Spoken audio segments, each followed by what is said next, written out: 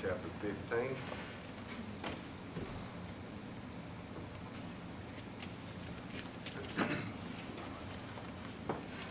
Let's get back up to speed where we're at. The children of Israel came out of Egypt.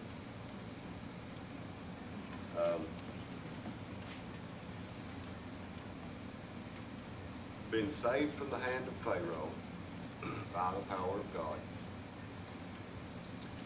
And chapter 15 starts, and the majority of the chapter is praise and worship. Praise and worship to God.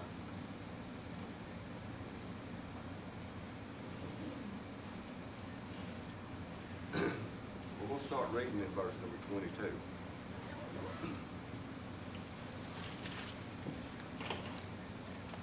So Moses brought Israel from the Red Sea, and they went out into the wilderness of Shur.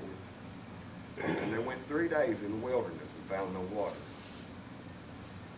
When they came to Marah, they could not drink of the waters of Marah, for they were bitter. Therefore, the name of it was called Marah. And the people murmured against Moses, saying, "What shall we drink?"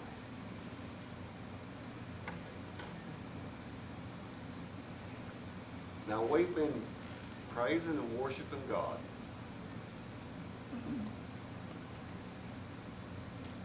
And we continued the journey for 3 days.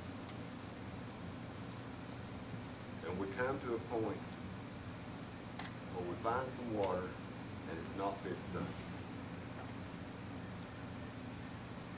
I want you to see that what happens, through the next few chapters actually, what the children of Israel have got to do, they have got to learn to live for God. See, all their lives, this generation, all their lives, they have lived for Pharaoh and the Egyptians. Now, did they not know God? Did they not trust God? Well, some of them did. But I believe the vast majority of them, no, probably not. I think they served Pharaoh, and that was just pretty much about it. And now they've come out. They're no longer under bondage. Now they've got to learn to live for God. There's only one way. There is one way to live for God. Anybody want to tell me what it is? One way. Faith. Huh? By faith. By faith.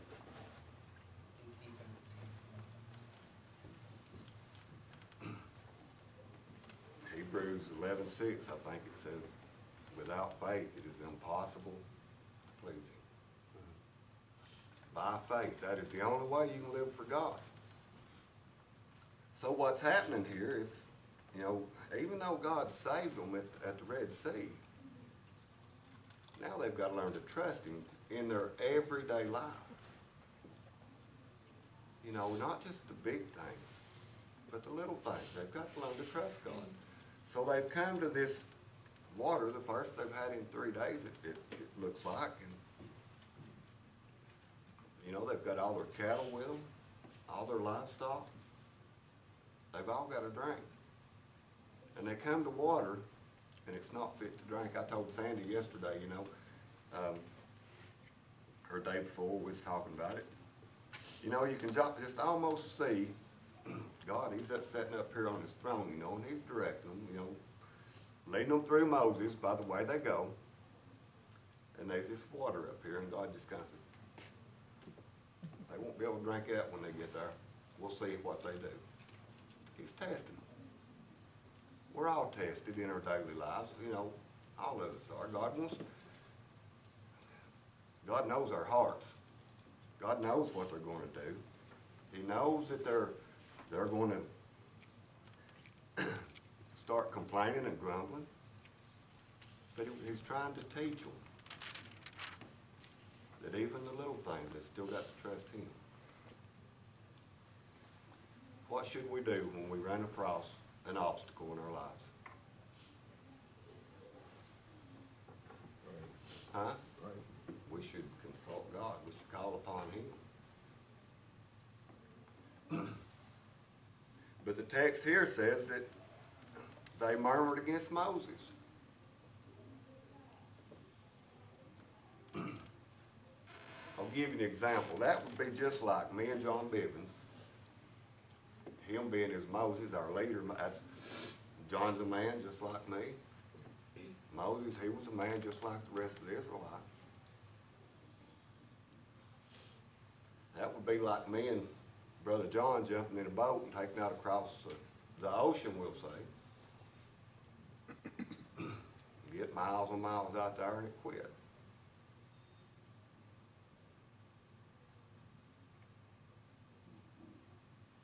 We can't get back to land.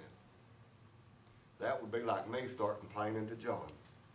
Why in the world did you get me in this boat and bring me out here? Why in the world? What are you going to do? No, it's, in a sense, it's the same thing they're doing. But you have plenty of water to drink of. Do what? Do what? You you would have either, plenty of it's water all. to drink of. Well, think about it. I said we was on the ocean, that water ain't drinkable. That's right. Y'all watched Dual Survivor last night, you can drink that water. But instead of me blaming John and complaining to him, I should ask him, John, let's call to God, because, he could stir up a wind to blow us back to the bank. He could get us in the current to carry us back to the bank. It would be a matter of us putting our faith in God and God taking care of that situation rather than me blaming him and complaining and carrying on with him about it. He's nothing more than a man like me. Moses is nothing more than one of the children of Israel. It's God that they've got to depend on, not Moses. The very next verse explains this. It's talking about Moses, and he, Moses, cried unto the Lord. Now this is one sentence. Cried unto the Lord showed him a tree, which when he had cast into the waters were made sweet.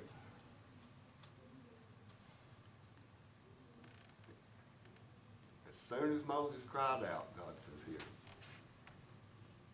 he provides. They could have complained to Moses for days and days, and Moses couldn't have done a thing about it. Could not have done a thing about it. The moment they call on God, he shows up, he shows out, he provides. There he made for them a statute and an ordinance, and there he proved them. What is a statute? An ordinance. It's a law, a commandment. And said, if thou wilt diligently hearken to the voice of the Lord thy God, and wilt do that which is right in his sight, and wilt give ear to his commandments, and keep all his statutes, I will put none of these diseases upon thee, which I have brought upon the Egyptians, for I am the Lord that healeth thee. We tend to think that the law, we tend to want to think it didn't start until they got to Mount Sinai. It's already started. See, that's part of living to God. Living for God is knowing what's right and what's wrong. And number one, you've got to trust fully in God. You've got to obey Him. You've got to trust Him. It's all part of living for Him and serving Him. If you don't live for Him, you ain't going to serve Him. And that's our purpose. That's what we're here for.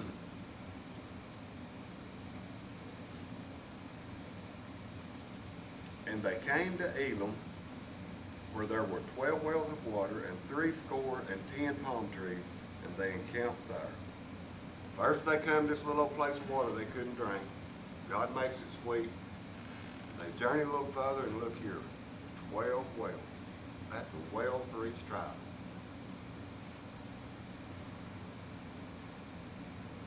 You see what's happening? This little thing, this little problem that they had, they complained and grumbled about it. Well, God takes care of that. He fixes that one right on the spot and makes it drinkable for them. Not only makes it drinkable, but it says made it sweet. Probably some of the best water they'd ever drank. And then they continue their journey and they come to water abundantly. 12 wells, that's one for each tribe. That's God. That's God. You know, when you compare them learning to live for God and us learning to live for God, you know, the Ten Commandments at this point has not been given yet. The law was given to the school teacher. That's all it was for, was to teach them right from wrong. To teach them how to live for God. Do you realize what a greater beneficiary we are when we receive salvation? Do you realize how much better we've got it than they had it? To learn to live for God? See, when we get saved, then the Holy Spirit comes to live within us. I heard Brother Charles Stanley this morning. I watch him a lot of times on Sunday morning. And this morning he was talking about our conscience, talking about the bells of our conscience, the alarm going off when we do something wrong. Can you trust it? That's the question he asked. Can you trust your conscience? He went on and he talked about, you know, the Holy Spirit, when we do something wrong. And I remember when I got saved, I mean, to be honest, if I looked at a girl wrong, a woman wrong, that quick, boy, it told me I was wrong. Turn away. Amen. Don't look at that. This old flesh is weak. Yeah. Even today, my flesh is weak. Thank God for that Holy Spirit that tells me when I'm wrong. Yeah.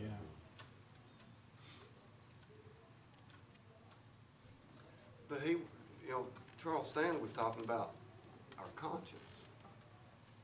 Can you trust your conscience? Can you? Let me ask y'all. Can you?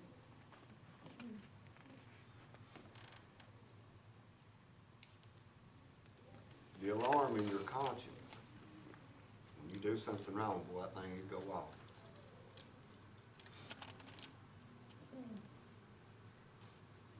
He said, I tend to agree with him. If when that alarm goes off, you respond, correct the wrong,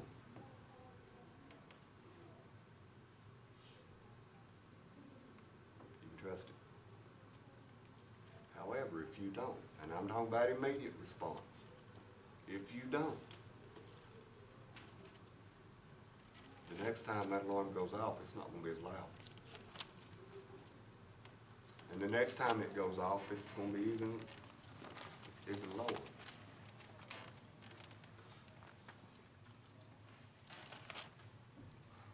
Eventually it gets, you can't hear it.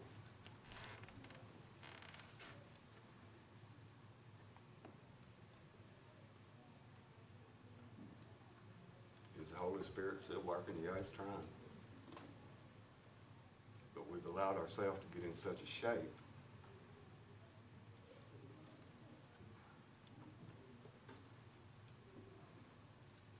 also touched on programming, human programming.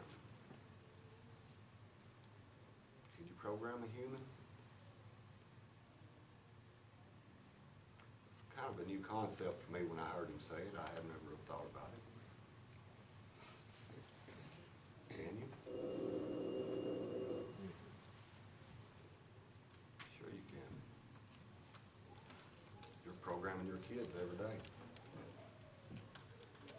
About what you tell them, about what they see in you. You're programming the remainder of their life. And it all comes back to faith and trusting God. Trusting the Holy Spirit. Relinquishing. Submitting to it when it calls you down, calls you out. Immediate response. Learning to live for God is a lot easier for us than it was them. See, their journey, they're on their way to Canaan. You know the story, we're going to get through it. But they were hindered for 40 years. Because of lack of faith.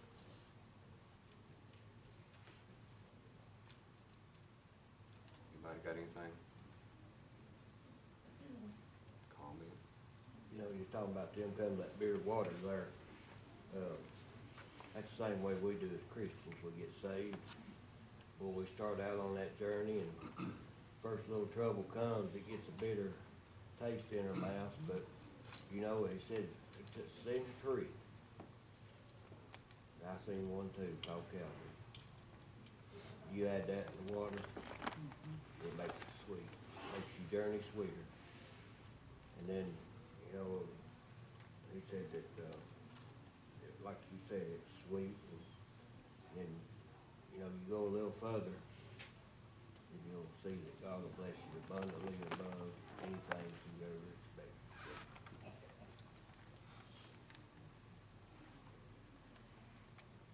You know, when we hit those places in our lives where things get bitter, and we go to grumbling and griping and carrying on, don't you think that maybe puts a bitter taste in God's mouth? That ain't what he wants for us. It's all about faith, trust every day. Good day and God bless you.